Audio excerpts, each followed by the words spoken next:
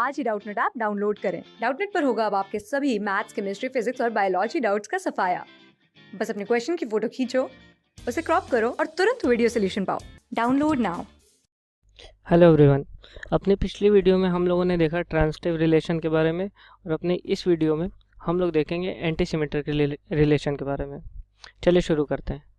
Suppose करिए हमारे पास कोई एक गिवन सेट है ए नॉन एम्प्टी, ठीक है। आर कोई रिलेशन है ए पर, तो हम लोग इस रिलेशन को एंटी सिमेट्रिक बोलेंगे इफ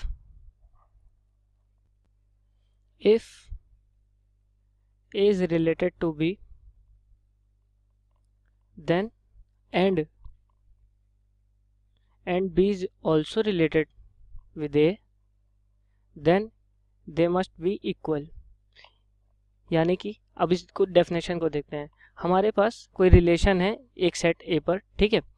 अब देखिए अगर A B से रिलेटेड है, ठीक, यानी कि A कॉमा B मेरा R में बिलोंग कर रहा है और B भी A से रिलेटेड है, यानी कि मेरा B कॉमा A भी R में बिलोंग कर रहा है, तो A को B के इक्वल होना पड़ेगा। तो इस रिलेशन को बोलते हैं anti symmetric. In other words we can say that if A is related to B, A R B, then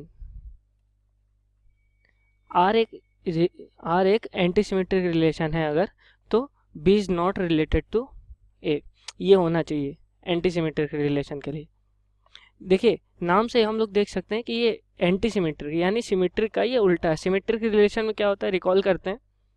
symmetric relation में होता है कि if A is related to B then B is also related to A. ये relation हमारा कैसा होता है, हमारा ये रिलेशन होता है सिमेट्रिक रिलेशन। और एंटी सिमेट्रिक के लिए if A is related to B then B should not be related with A, then we say that R is a anti-symmetric relation. For better understanding हम लोग इसका एक example देखते हैं। चलिए एग्जांपल, सपोज करिए कि हमारा जो सेट गिवन दिया हुआ है, गिवन सेट हमारा ले लीजिए रियल नंबर्स का है, ठीक है, रियल नंबर्स का सेट है। और हमारा जो रिलेशन डिफाइन किया गया है वो रिलेशन है हमारा ग्रेटर देन होने का, ठीक। तो अब देखते हैं A is related to B, I should write precisely, just a minute। हाँ, तो A is related to B if and only if A is related to B if and only if A is greater than B, ठीक। इस relation को देखते हैं कि ये anti symmetric है कि सिमेट्रिक है।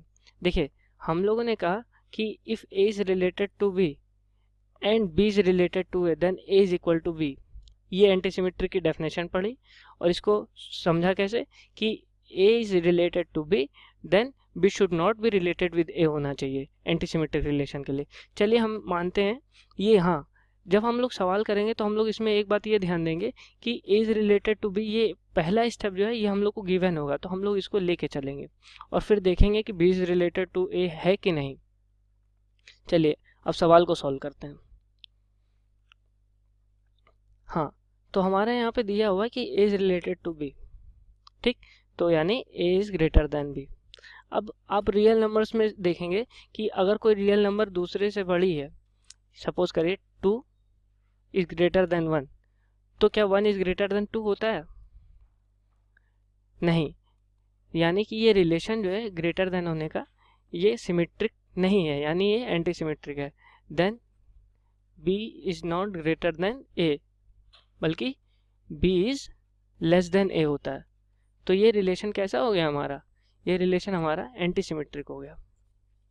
अब अपनी अगली वीडियोस में हम लोग टाइप्स ऑफ रिलेशन को कंटिन्यू करेंगे।